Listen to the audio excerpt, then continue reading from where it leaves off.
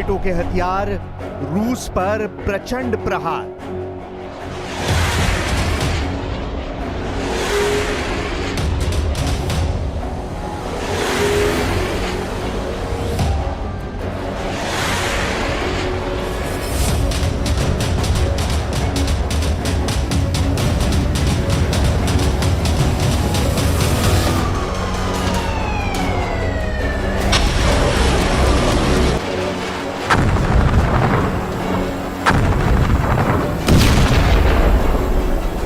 बयालीस महीने की जंग में आखिर अमेरिका और नेटो रूस के खिलाफ भारी हथियारों के साथ आर पार की जंग करने के लिए तैयार हो गए हैं। खबर है कि अमेरिका ने दावा किया है कि रूस को हराने के लिए यूक्रेन की तरफ से नेटो देशों ने करोड़ों डॉलर के हथियार अमेरिका से खरीदना शुरू कर दिया है। ट्रंप ने भी इस खबर पर बोलते हुए कहा है कि अब रूस को हराने के लिए यूक्रेन के पास बहुत बड़ी संख्या में हथियार उपलब्ध हो जाएंगे। हैरानी की बात तो ये है कि जो ट्रंप कल रूस और पुतिन को अल्टीमेटम दे रहे थे, वो ट्रंप अब पुतिन से जल्द मुलाकात करने का दावा कर रहे हैं। आखिर अमेरिका रूस के साथ किस डबल गेम को खेलने में जुटा है, जो आने वाले दिनों में यूक्रेन के साथ साथ अमेरिका पर भी भारी पड़ सकता है।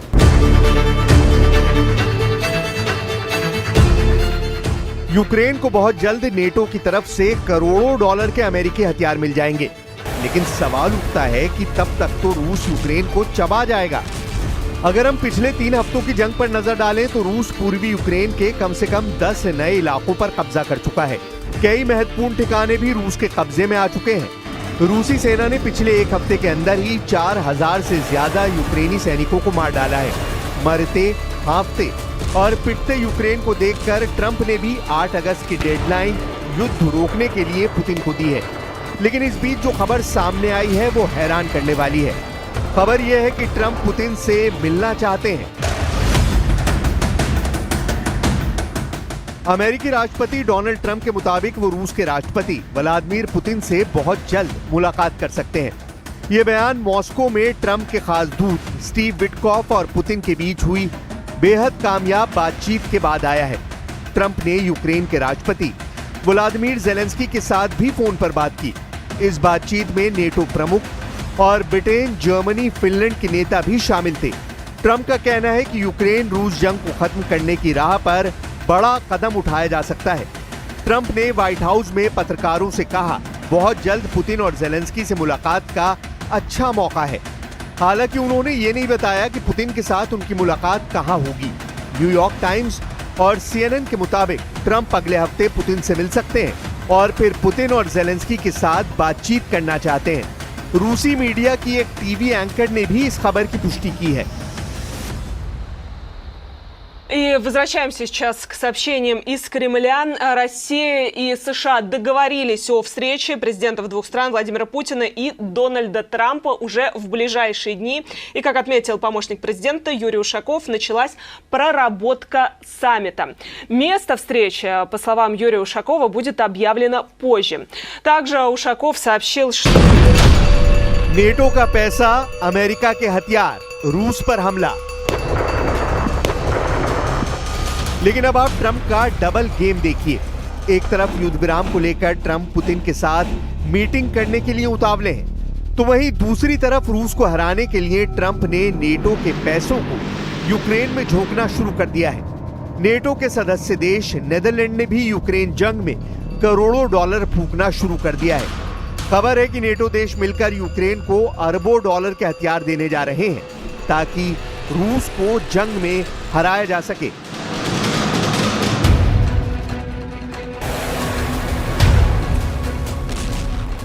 फिलहाल नेटो के सदस्य देशों में से एक नेदरलैंड ने यूक्रेन के लिए अमेरिकी हथियार खरीदने के लिए 500 मिलियन यूरो यानी लगभग 4,500 करोड़ रुपए देगा।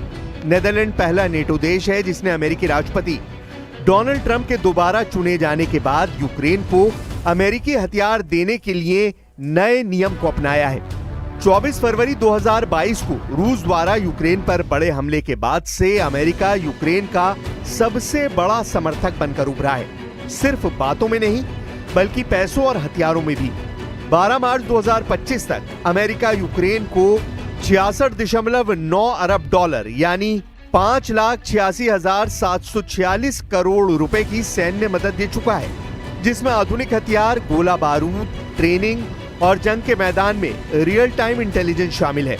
कुल मिलाकर अमेरिकी कांग्रेस ने यूक्रेन के लिए अब तक 5 बड़े सहायता पैकेज पास किए हैं, जिनकी कुल रकम 175 अरब डॉलर है। इनमें से 128 अरब डॉलर सीधे यूक्रेन सरकार को दिए गए, सिर्फ जंग के लिए नहीं बल्कि आर्थिक और प्रशासनिक जरूरतों को पूरा करने के लिए भी। यूक्रेन को सिर्फ अमेरिका ही नहीं बल्कि करीब 50 सहयोगी और साझेदार देश भी हथियार भेज रहे हैं। इन सबकी सामूहिक मदद में शामिल हैं 10 long range multiple launch rocket system, 178 लंबी दूरी की तोपें, लगभग 1 लाख गोले, करीब 2.5 लाख एंटी टैंक हथियार, 359 टैंक, 629 बख्तरबंद गाड़ियां और लड़ाकू वाहन, 8,214 शॉर्ट रेंज एयर डिफेंस मिसाइलें और 88 हथियार बंद ड्रोन। जो हालात बन रहे हैं उनके मुताबिक अब यूक्रेन और यूरोप के भविष्य का फैसला जंग से ही होगा। आप पुतिन के खौफनाक इरादों का इसी से अंदाजा लगा सकते हैं कि एक तरफ यूक्रेन ने अमेरिका में बने F-16 जेट और फ्रांस से मिले मिराज 2000 जेट से रूस के कम से कम 11 सैन्य ठिकानों पर हमले किए हैं। वहीं दूसरी तरफ रूस के सुखोई और मिग सीरीज के 200 से ज्यादा लड़ाकू विमानों ने यूक्रेन के खार्किव, सूमे, कीव के बाहरी इलाकों पर बेतहाशा हवाई हमले किए हैं। दावा किया जा रहा है कि पुतिन इस वक्त जो जंग कर रहे हैं वो यूक्रेन को ध्यान में रखकर नहीं कर रहे, बल्कि फ्रांस, ब्रिटेन और यूरोप और नेटो देशों को टारगेट करके कर रहे हैं। कुछ खबरों में दावा किया गया है कि यूरोपियन यूनियन और नेटो देश चाहते हैं कि अगर रूस के सैन्य ठिकानों को हवाई हमलों से तबाह कर लिया तो फिर रूस को काबू करना आसान हो जाएगा, जबकि पुतिन की रूसी सेना इस वक्त जमीन से लेकर आसमान तक यूक्रेनी सेना के चीथड़े उड़ाने में लगी है।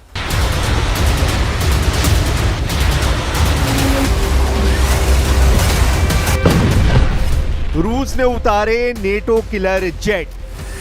पिछले 24 घंटों में रूस ने यूक्रेनी सेना का सूमे में ऐसा सफाया किया है कि कीव में बैठे राष्ट्रपति ज़ेलेंस्की कांपने लगे हैं। वहीं पूर्वी, पश्चिमी और दक्षिणी यूक्रेन में रूसी सेना ने इस तरह से घेराबंदी कर दी है कि अगर 48 से 72 घंटे के अंदर कई मोर्चों पर यूक्रेनी सेना सरेंडर करना शुरू कर देगी। इस वक्त रूसी वायुसेना के सुखोई और मिग सीरीज के लड़ाकू विमानों ने यूक्रेन के साथ साथ नेटो देशों के बॉर्डर पर भी गदर मचाना शुरू कर दिया है। हालात ये हो गए हैं कि नेटो देश रोमानिया ने ऐलान कर दिया है कि वो रूस से सटी अपनी 614 किलोमीटर बॉर्डर पर F-16 से हवाई हमले करने जा रहा है। दावा किया गया है कि रूस ने रोमानिया पर हमले का जो गुप्त प्लान तैयार किया है उसकी भनक नेटो देश रोमानिया को लग चुकी है। इधर फ्रांस, ब्रिटेन और यूरोप के 25 देशों ने हवाई युद्ध में रूस को तबाह करने का जो प्लान बनाया है, जरा उसे भी समझ लीजिए।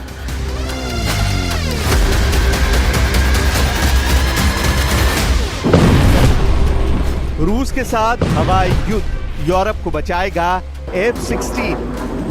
वॉर जोन से आ रही रिपोर्ट के मुताबिक रूसी सीमा से लगे नेटो देश जैसे पोलैंड, हंगरी, रोमानिया और फिनलैंड को रूस की तुलना में जमीनी हमलों में 3:1 का घाटा होता है।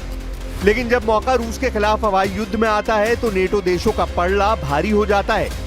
इसलिए जैसे ही रूस ने रोमानिया से सटे बॉर्डर पर यूक्रेनी इलाकों पर हमले किए, नेटो देश रोमानिया ने तुरंत 2 F-16 जेट जंग में उतार दिए। रूस ने रोमानियाई सीमा के बगल में डेन्यूब नदी पर एक यूक्रेनी शहर इज़्मेल में बंदरगाह पर भीषण मिसाइल, जेट और ड्रोन से हमले किए हैं, जिसके बाद से नेटो देश रोमानिया में हड़कंप मच गया है।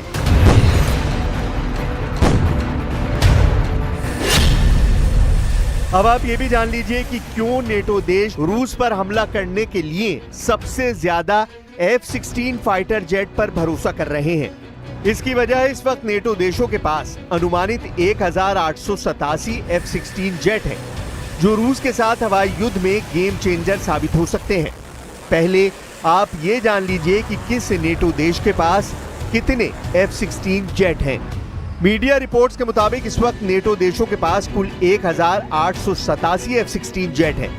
नेटो देश रूस के खिलाफ 44 F-16 उतारने जा रहे हैं, जबकि बुल्गारिया 16 से ज्यादा F-16 जंग में उतार रहा है।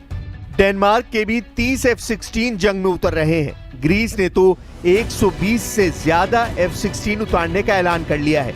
नेदरलैंड्स के 20 F-16 जंग में रूसी जेट से मुकाबला करेंगे, जबकि पोलैंड के 48 से ज्यादा F-16 रूस से मुकाबले के लिए उतर रहे हैं। पुर्तगाल भी 28 F-16 जंग में उतार सकता है। रोमानिया ने 14 से ज्यादा F-16 रूस के खिलाफ उतार दिए हैं। तुर्की के 245 F-16 जेट हैं। तुर्की वक्त आने पर नेटो की तरफ से रूस के खिलाफ F-16 उतार सकता है, जबकि संयुक्त राज्य अमेरिका के 922 F-16 जेट हैं, जो रूस के खिलाफ हवाई युद्ध में गेम चेंजर साबित हो सकते हैं। अब ऐसे हालात में अंदाजा लगाया जा सकता है कि भले ही पुतिन और ट्रंप की मुलाकात को लेकर दावे किए जा रहे हों, लेकिन रूस नेटो और अमेरिका की हर चाल और वार पर नजर टिकाए हुए है।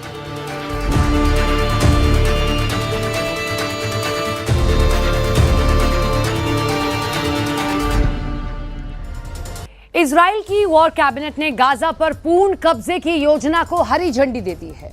अगले 4 से 5 महीनों में यह अभियान शुरू भी हो सकता है। मकसद है हमास का सफाया और बंधकों की सुरक्षित वापसी। लेकिन क्या यह रणनीति इजराइल को एक ऐसे संकट में धकेल सकती है जिसकी कीमत बहुत भारी हो?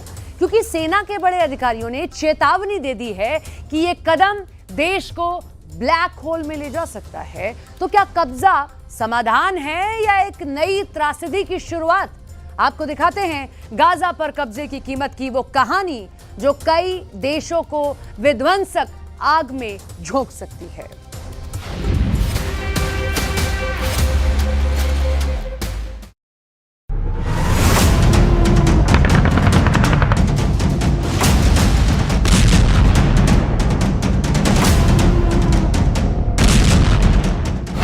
नेतन्याहू का ऑर्डर जारी, गाजा पर 100% कब्जे की तैयारी।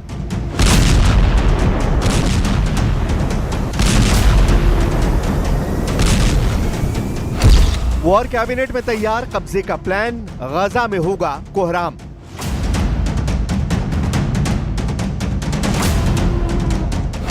आईडीएफ जनरल की वार्निंग, महंगा पड़ेगा गाजा पर कब्जा।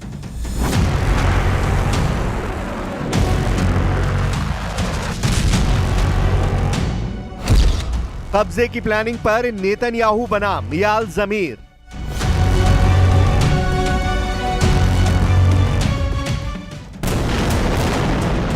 गाजा में तबाही की इन तस्वीरों की गवाह पूरी दुनिया बनी है। 7 अक्टूबर 2023 को इजराइल में हुए 1200 लोगों के नरसंहार से हमास के खिलाफ जिस जंग की शुरुआत हुई, उसने गाजा के कोने कोने में कोहराम की ऐसी कहानी लिखी है कि तबाही का मंजर देखकर कलेजा कांप उठता है।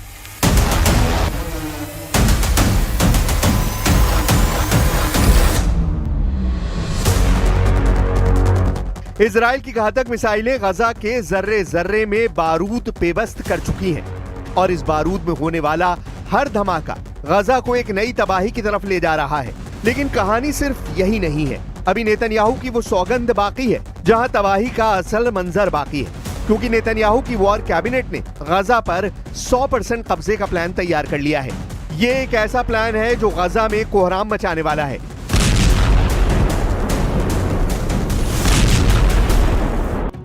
इस प्लान के तहत गाजा सिटी से लेकर कैंपो तक का इलाका आईडीएफ के कब्जे में लिया जाएगा। तकरीबन 10 लाख से ज्यादा लोगों को गाजा सिटी से सेंट्रल जोन और फिर दक्षिण की ओर धकेला जाएगा। प्लान को स्टेप बाय स्टेप अंजाम दिया जाएगा। पहले लोगों को हटाया जाएगा, फिर फुल स्पेक्ट्रम मिलिट्री ऑपरेशन चलेगा। फुल स्पेक्ट्रम मिलिट्री ऑपरेशन का मतलब है एक ऐसा सैन्य अभियान जिसमें सभी प्रकार की सैन्य क्षमताओं और रणनीतियों का इस्तेमाल किया जाता है। जमीन, हवा, समुद्र, साइबर, खुफिया और मनोवैज्ञानिक युद्ध। हर गली, हर मोड़, हर मकान को खंगाला जाएगा। इस दौरान अमेरिका की तरफ से मानवीय सहायता के केंद्रों की संख्या भी बढ़ाई जाएगी ताकि दुनिया को लगे कि ये सिर्फ युद्ध नहीं, एक कंट्रोल्ड ऑपरेशन है।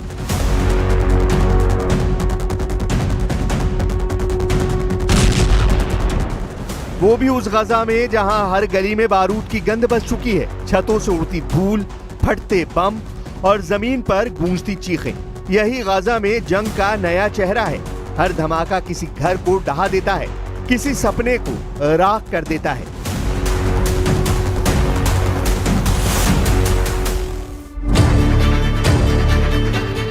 टैंकों की गड़गड़ाहट, ड्रोन की आवाजें और गरजती मिसाइलों के बीच गाजा अब एक ज्वालामुखी बन चुका है, जो हर रोज लावे की तरह इंसानी जिंदगियां निगल रहा है।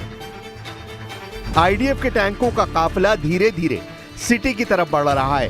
हर नुक्कड़ पर सर्च ऑपरेशन, हर इमारत संदिग्ध। धमाकों की लहरें सिर्फ इमारतें नहीं गिरा रही, वो भरोसे, इतिहास और इंसानियत को भी मलबे में बदल रही हैं। और इस तबाही के बीच इजरायली फोर्सेस को नया लक्ष्य दिया गया है, गाजा पर पूरे कब्जे का टारगेट।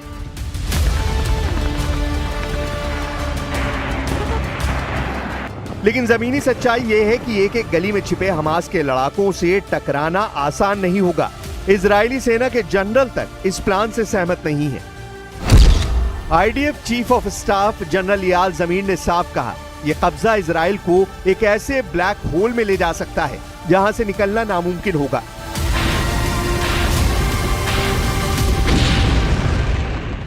इयाल जमीर की चेतावनी सिर्फ एक बयान नहीं, एक रणनीतिक खतरे का संकेत है, क्योंकि गाजा की जंग अब पारंपरिक नहीं रही। यहाँ शहरी युद्ध की वो भयंकर शक्ल है जहाँ दुश्मन दिखता नहीं, लेकिन हर दीवार के पीछे मौजूद होता है। आईडीएफ के पुराने ऑपरेशंस के मुताबिक गाजा की तंग गलियों और अंडरग्राउंड टनल्स में छिपे हमास कमांडर किसी रेगुलर आर्मी की तरह नहीं लड़ते। वो गुरिल्ला टैक्टिक से हर कदम पर नुकसान पहुंचाते हैं। रिपोर्ट्स के मुताबिक गाजा के नीचे करीब 500 किलोमीटर लंबा टनल नेटवर्क है, जिसे गाजा मेट्रो कहा जाता है। इनमें हथियार डिपो, कमांड सेंटर और लड़ाके मौजूद हैं। इजरायली सेना जब एक इलाके पर कब्जा कर लेती है तो उसके नीचे से अचानक हमला होता है।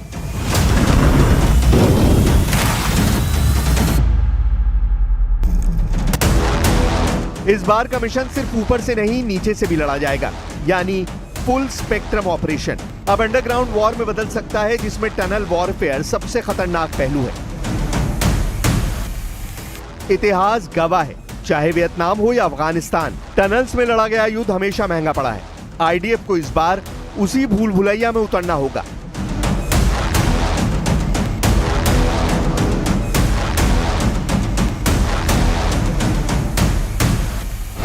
खुफिया जानकारी बताती है कि गाजा में हर टनल 20 से 30 फीट की गहराई पर बनाई गई है। अब लड़ाई का नया केंद्र जमीन के नीचे बन चुका है। दावा किया जाता है कि हमास के पास अभी भी 9 से 10 हजार एक्टिव लड़ाके मौजूद हैं। इस टनल नेटवर्क का इस्तेमाल हथियारों की स्टोरेज, कमांड सेंटर और अचानक हमलों के लिए किया जाता है। इन टनलों में बिजली, वेंटिलेशन और रेलिंग जैसी सुविधाएं भी हैं। टनल अक्सर स्कूलों, अस्पतालों और मस्जिदों के नीचे बनाई जाती हैं, जिसे इन्हें ढूंढना और नष्ट करना और भी मुश्किल हो जाता है। इन्हें पूरी तरह खत्म करने में कई साल लग सकते हैं और यही खतरा आईडीएफ चीफ इयाल जमीर को सता रहा है। उन्हें लग रहा है कि गजा पर पूरे कब्जे का जो फाइनल प्लान बनाया गया है, वो इजराइल के लिए आत्मघाती साबित हो सकता है। אני לא נוהג לחלוק מידע מתוך דיונים עם ראש הממשלה, אבל אמרתי לראש הממשלה עכשיו, כיבוש עזה זה רעיון רע מאוד. לא יוצאים במדינת ישראל למלחמה, אלא אם כן רוב העם מאחוריך, ועם ישראל לא מעוניין במלחמה הזו. אנחנו נשלם עליה מחירים כבדים מדי, גם בחיי אדם, גם במיליארדים מכספו של משלם המיסים הישראלי. במקום כיבוש מיותר וסיפוח מיותר של עזה, אנחנו צריכים להכניס את מצרים לעזה, שיש שם שלטון אחר שינהל את עזה במקומנו, ואז להתפנות לדבר החשוב שזה חיסול החמאס. זה ייקח זמן. כיבוש עזה זה רעיון רע מבצעי, זה רעיון רע ערכית, זה רעיון רע כלכלית. गजा अब सिर्फ एक जंग का मैदान नहीं, एक मानवीय त्रासदी का सबब बन चुका है। संयुक्त राष्ट्र के आंकड़े बताते हैं कि इस जंग की वजह से अब तक 20 लाख में से करीब 18 लाख लोग अपना घर छोड़ने पर मजबूर हो चुके हैं, यानी गजा की 90% आबादी विस्थापन का शिकार हो चुकी है। इनमें लाखों लोग ऐसे हैं जो रोटियों के लिए लाइन में हैं, बच्चों के लिए दवा नहीं और बीमारों के लिए अस्पतालों तक पहुंचना नामुमकिन है। संयुक्त राष्ट्र की माने तो गाजा अब रहने लायक नहीं रहा।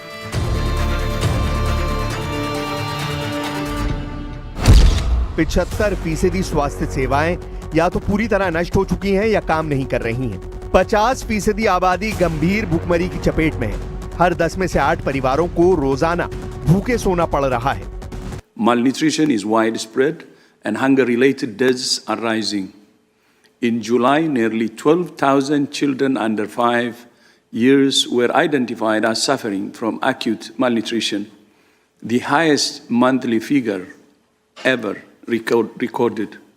So far this year, 99 people have died from malnutrition, including 29 children under 5. These reported numbers are likely underestimates. इन हालात में जब नेतन्याहू की सरकार गाजा पर 100% कब्जे का दावा कर रही है, तब अंतर्राष्ट्रीय समुदाय में चिंता गहराती जा रही है। अमेरिका ने भले इजराइल का साथ दिया हो, लेकिन अब व्हाइट हाउस भी सीमित सैन्य कार्रवाई की सलाह दे रहा है। यूरोपीय संघ ने चेताया है कि गाजा में मानवीय संकट बेकाबू होता जा रहा है और अगर फुल ऑक्यूपेशन शुरू होता है तो पूरा इलाका गृहयुद्ध जैसे हालात में धकेल दिया जाएगा। लेकिन असली सवाल यही है कि नेतन्याहू की सरकार जिस 100% कब्जे की बात कर रही है, उसका मतलब क्या है? इजरायली मीडिया रिपोर्ट्स के मुताबिक नेतन्याहू के इस्तेमाल किए गए इब्रानी शब्द किबुश के कई मतलब हो सकते हैं। क्या इसका अर्थ सिर्फ गाजा पर कुछ महीने के लिए सैन्य नियंत्रण है या फिर ये एक स्थायी मिलिट्री रूल की शुरुआत है, जहां इजरायली टैंक और सैनिक हर मोड़, हर छत और हर बंकर के पीछे होंगे? आईडीएफ पहले ही 75% गाजा पट्टी पर नियंत्रण का दावा कर चुकी है, लेकिन बचा हुआ 25% वो इलाका है जहां हमास की जड़ें गहरी हैं। वहीं से जवाब दिया जाता है, वहीं से धमाके होते हैं, वहीं से रॉकेट दागे जाते हैं और वहीं वो टनल है जो गाजा की सबसे खतरनाक हकीकत है।